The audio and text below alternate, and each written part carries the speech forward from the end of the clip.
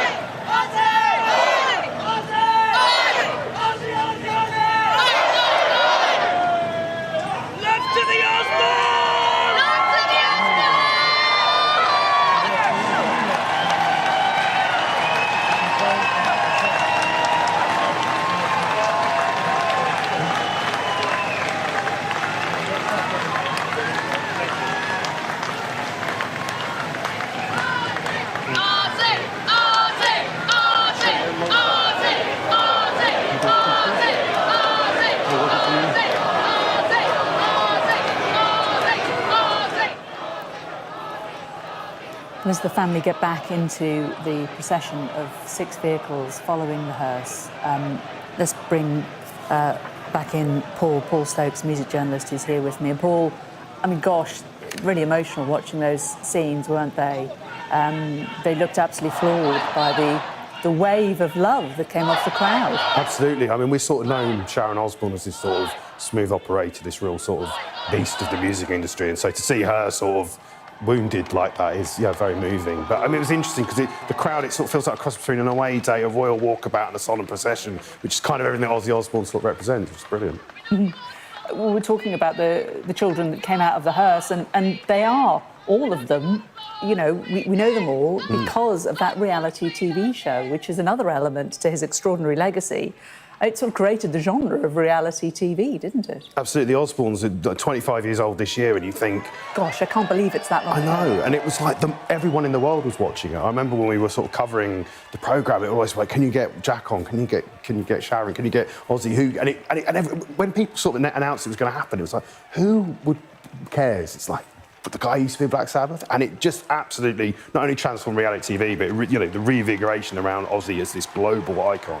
It was absolutely amazing, all by just being himself and swearing a lot and being annoyed at dogs a lot of the time, it seemed. I mean, it was so true to him. It also means for those of us who maybe don't know much about Black Sabbath or aren't Black Sabbath fans, we feel a connection with the family because we've sort of watched those kids growing up, haven't we? Absolutely, and it was held by him being himself. Yes, There was no like, I've got to pretend to be this amazing rock star, you know, 24/7. He really let his true personality come across in that programme. I think that, you know, that's why it worked. And then just seeing his children's reaction to, you know, having this sort of iconic yet slightly embarrassing dad on camera, it was a, you know, really, really warm programme. It really kind of, you know, obviously, you know, it made them huge stars and there were sort of consequences because of that, but there was a real warmth to the Osbournes, and it wasn't sort of reality TV in its sort of more exploitative mode. It was a real sort of window on this sort of unique personality in his family. We're talking about his personality. You interviewed him about 5 years ago. What was he like? Oh, he was amazing. Everything you want him to be. I mean, like I say, he was an icon, but he was also incredibly down to earth. It was for Q magazine, and they used to have this back page where you don't have to ask silly questions, and one of them was like, when was the last time you did something? So I had to ask Ozzy, when was the last time you bit the head off a bat? Because obviously it's the famous or popular story. And the phone line went dead. And I was like, oh my God, I've offended. I didn't know it was possible. I've offended Ozzy Osbourne. What am I going to do? And I was thinking, well, I could end the piece there. Anyway, the phone goes about 5 minutes later. Ozzy, sorry, I was pressing this button to shut the window and it pressed it and cut you off. What were you saying? And I said, oh, and I asked the question again. He went, that's a really stupid question. Next. And he was lovely. It was absolutely brilliant.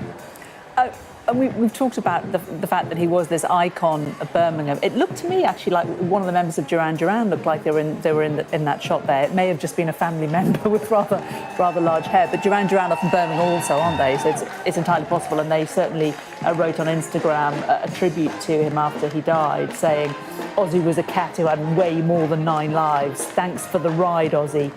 Love from the other Brummies. He brought so much joy, humour, and raw power to the world in a life of many chapters." And that first chapter was the music, of course. And we slightly overlook at the band there. They are playing his music. They're playing Black Sabbath music. But what kind of musician was he? How did he change music?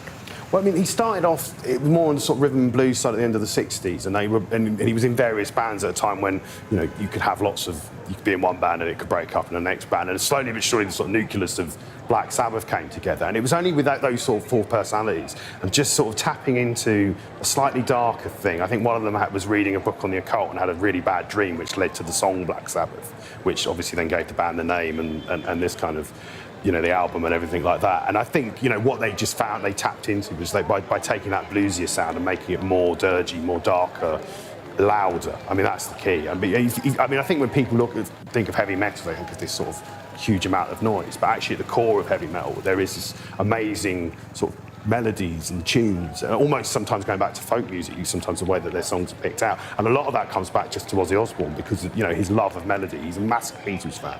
And that really sort of translated into then the kind of, although it was darker, although it was heavier, there are beautiful melodies in the middle of Black Sabbath. And I think, Ozzy is a huge part of that, along with obviously Tony Iommi and his unique guitar playing style and the rest of the band. Yeah, I heard Rick Wakeman on the radio this morning, and he was talking about that and how it was mainly chords before Ozzy Osbourne came along and Black Sabbath came along, and that it did really sort of pivot the whole genre. Absolutely, and it made a new genre, because it was sort of rock music was going one way and had very sort of tradition coming out of blues, and heavy metal, and particularly where it expanded in the 70s and 80s, it's this complete divergent path from where rock was up to that point, and is effectively a genre in its own right, and a massively, it's a brilliant genre, and it's massively huge, but it's kind of genre that, apart from like the Kerrangs of this world, none of music critics like me don't tend to be like, they can be quite dismissive, and you look at some of the reviews they got at the time, and so people come to heavy metal. It is a community. No one tells you to like it. The people that love it absolutely adore it, and I think that's a big part of the outpouring today. That sort of community, they treasure their heroes, no matter how young or old they are. I was really always moved when I covered at Kerrang, and Ozzy would be as important to them as it would me to say when I was working in more trendier magazines, and we'd be all about the person of the day. Ozzy was always an icon in that community of music. Yeah, so cool that he didn't have to be on any bandwagon. He was just himself, wasn't he? Absolutely. Let's return to Katie, who was down there amongst the crowds. Katie Spencer, our arts and entertainment correspondent. Katie, we're just looking at these images of the huge mass of flowers that have been left there. And we looked at those pictures of the hearse just there, Katie, flowers on the front of the hearse as well that have been thrown by people in the crowd throughout the course of this procession. What does it feel like to be down there on the ground? What an emotional moment. We journalists are used to sort of being quite hardened in these scenarios, I just have to say a lot of us were in absolute tears just watching that. I'm joined now again by Kirsty Bosley from the Birmingham Mail. That was so emotional, wasn't it, Kirsty? Dreadful, honestly. It was so sad. Sharon is normally such a and she's known as being like this hardest woman in metal, and it was just so sad to see her looking so frail. And I think the family lasted here as long as they could, really. It's only a week since the news of his death broke, so it must be hugely sort of emotional to try and come to terms with this. Definitely. Seeing her seeing their grandchildren putting down flowers is just really heartbreaking. I think it's just really sad, and I think it takes great strength to show up for the people of Birmingham and let them say goodbye. Yeah. And I mean, what a goodbye from the people of Birmingham as well. There's all sorts of people in the crowds have been crying, and flowers were thrown onto the cars as well, weren't they? This has been important for this city to say goodbye properly, hasn't it? Yeah, totally. And it's closure, really. We've had such a wonderful month of, we call it the summer of Sabbath, but we didn't even make it all the way through the summer before he died. So it's tragic, but I think his spirit lives on. You can just tell by the way that people are all joining together and strengthening one another that that's something that like can't die. And Ozzy said that. He said it at Villa Park. He said Birmingham forever, and you know that's how we feel. Birmingham forever. It's been talking to you in such an emotional time as well, but thank you for taking the time. Yeah, look, it's been a real sort of mix of emotions, really. It's been at times as the cars were passing by here, just really, really quiet, but interspersed with people wanting to chant Ozzy's name and make sure that the family can hear that they're here supporting them, as well as being able to say goodbye to Ozzy. I think, as I said just then, the family lasted as long as they could, but clearly it's hugely emotional for them. Hugely emotional for the people that are just out on the street today. He is an artist that has meant so much to so many people.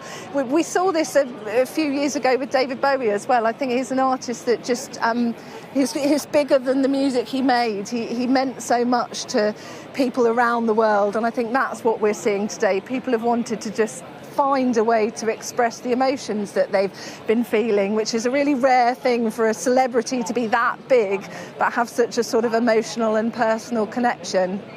A real moment to be here, really.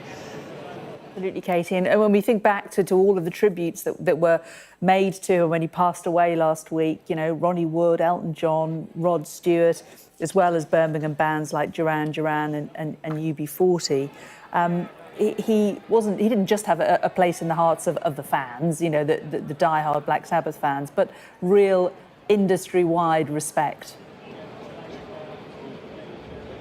Absolutely, yes. So respected for the music that he actually made. I mean, look, they invented a genre, Black Sabbath did. They paved the way for many of the modern rock bands that we see today. Their influence is across so much of the modern music that we have today. I was actually talking to, about an hour ago, talking to one of the original roadies for Black Sabbath, who was with them in the 70s and was with them a few weeks ago when they took to the stage. And we were speaking about the fact that the Herculean effort that it took Ozzy Osbourne to get back on the stage, to get fit enough to give fans that final performance. But actually, if you were in the audience, and I was there, lucky enough to have a ticket to that, it was just such a moment. His voice sounded absolutely phenomenal and lasted throughout most of that gig. The effort that it took, I think you could see in his face, it was hugely emotional for him, seeing the reaction from fans. But for fans as well, I think, who got to see that last performance, it was just such a special occasion. And I think, in a way, sort of people had sort of rest on their laurels a bit, thinking that Ozzy seemed fit and well enough to do that, but it obviously must have taken such a lot of energy out of him to give that last performance. But look, a man who will be remembered not just for his music, but for his kindness and for the way in which people have interacted with him over the years. Even if they don't know him, I think people feel like they do know him because of his working class roots and because of the way that he didn't seem to kind of lose sight of who he was. And I think that's why, particularly for the people of Birmingham, he is such a special person, a special artist, and the like of which just we won't see again, particularly for the people of Birmingham. I think he has mattered so much to them over the years. He certainly has, and that's really, really clear from the really warm scenes that we're seeing from down there. Katie Spencer for us in the heart of Birmingham, very close to the Black Sabbath bench, where we've just seen Ozzy Osbourne's cortege pass through and family members get out and read some of these tributes and lay their own flowers down there before they pass on to what will be a private funeral later on this afternoon. We've still got Paul here in the studio with us, Paul Stokes, music journalist, and Katie talking about the fact that he never lost his roots, he never forgot who he was, but also he was a man who, my word, he lived the life of a rock star, didn't he? You know, in terms of the life and soul of the party, this was a man who loved to party.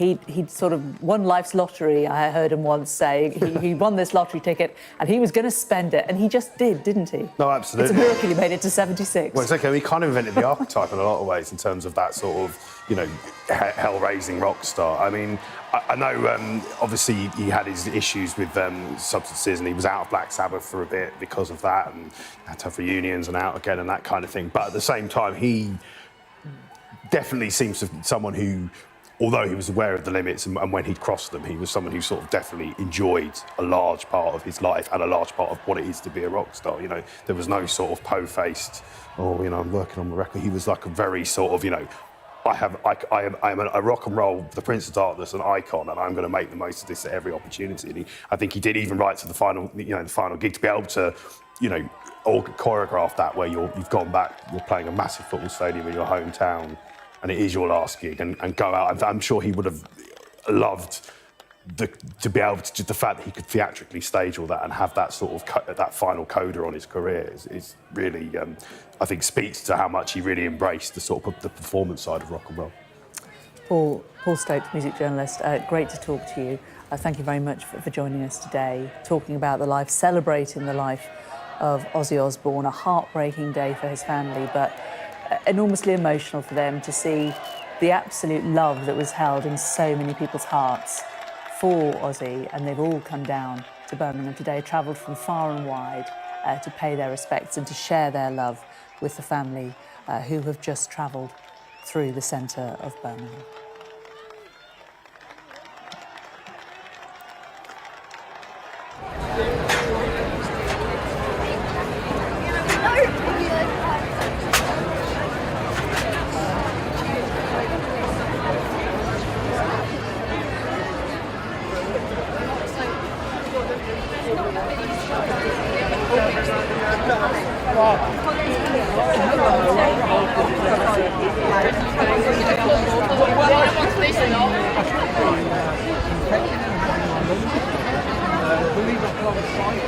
Don't worry, Kelly, I'm right now.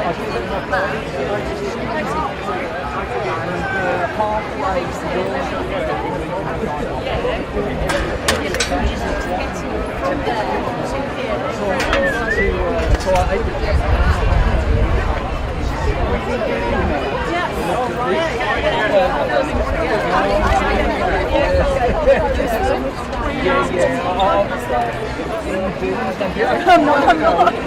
I'm with Sky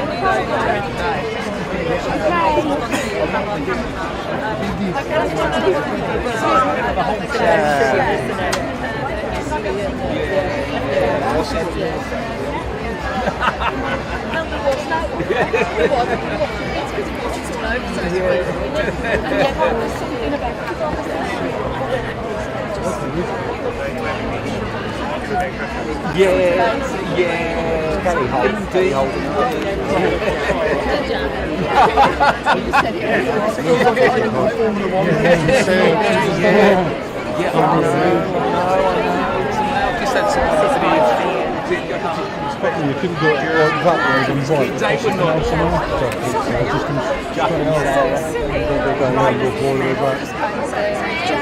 As it starts.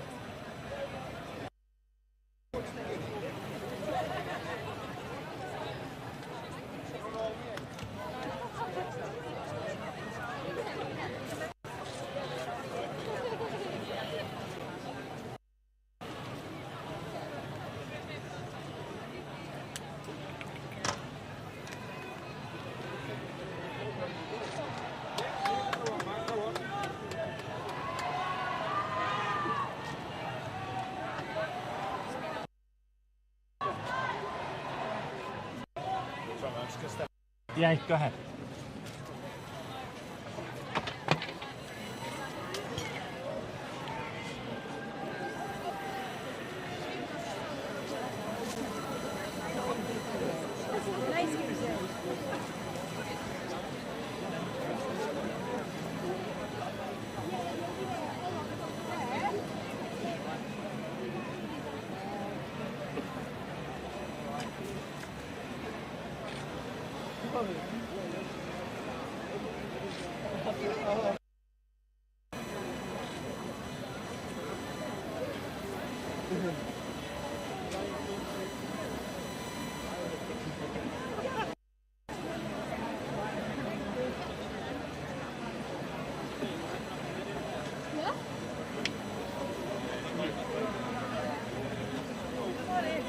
Can you move?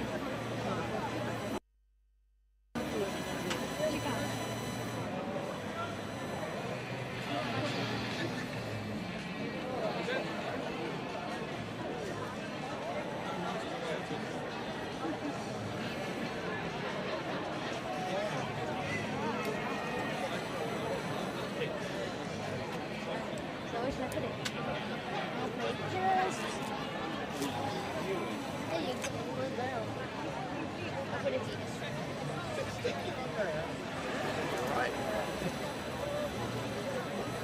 So where's Sharon's playlist? Is it there?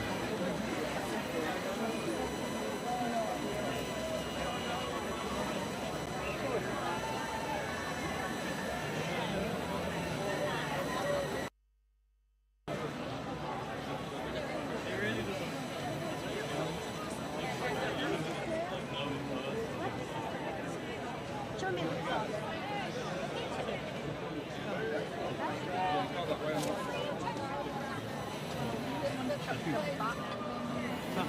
I'll come back in a couple of hours.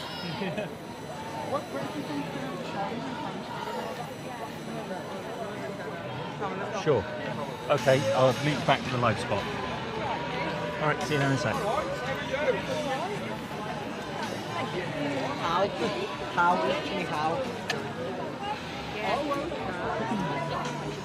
You go for it, Meg. Try and squeeze my...